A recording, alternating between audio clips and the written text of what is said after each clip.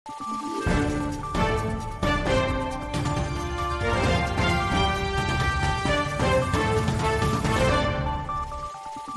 araw, Pilipinas! Ito ang Valiente News hatid sa inyo ng Office of the Vice President.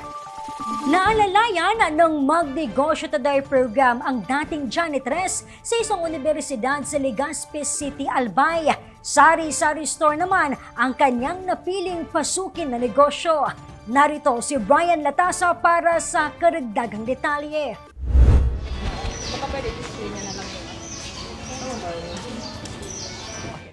Dating namamasukan bilang janitress sa isang universidad sa Legazpi City ang senior citizen na si Leticia Arrimado. Ngunit taong 2019, nagretiro na ito at pinasok ang pagninegosyo. Nakatapos na po yung 3 kong anak, kailangan ko naman magpahinga na ng pag-janitress ko sa university, sa BU po. Kaya napag-isipan mo? Magsari-sari store na lang ako, tas sarili ko na lang pong tindahan. Dahil hindi sapat ang naipon na paunang puhunan, agad na lumapit si Nanay Leticia sa OVP Bicol Satellite Office sa Legazpi City upang maging bahagi ng Magnegosyo Today program na isa sa mga flagship program ni Vice President Inday Sara Duterte. Nagpasakali doon na nag-apply.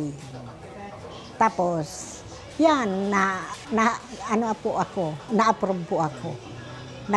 Nag-submit po akong proposal doon, picture, mga paninda ko. Yun, pasalamat po ako, natawagan po ako, naswertihan ako po na marami po kami,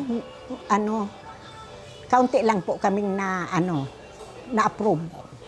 Matapos ang ilang buwan mula nang matanggap ang karagdagang puhunan, ay mas lumago na ang sari-sari store ni Nanay Leticia. May mga paninda na rin siyang gulay tulad ng sitaw, kamatis, kalabasa, repolyo at marami pang iba.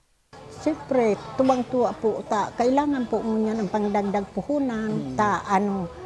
Kami arag sa amin, maliit man lang po ang mga puhunan namin. Grabing pasalamat niyo po na nabigyan kami.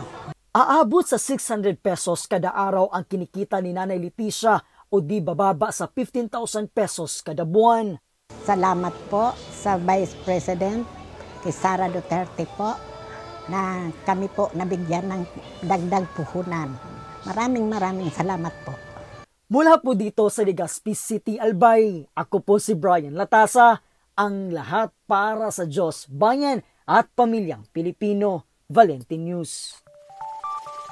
Sari-sari store ng isa pang MTD grantee mula sa Bicol Region, kumikita na ngayon ng 2 hanggang 3,000 piso kada araw.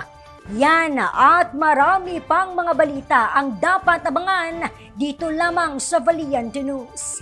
Ako si Cadet Loreto para sa makabuluhan, naninindigan at matapang na mga ulat at impormasyon. Maraming salamat.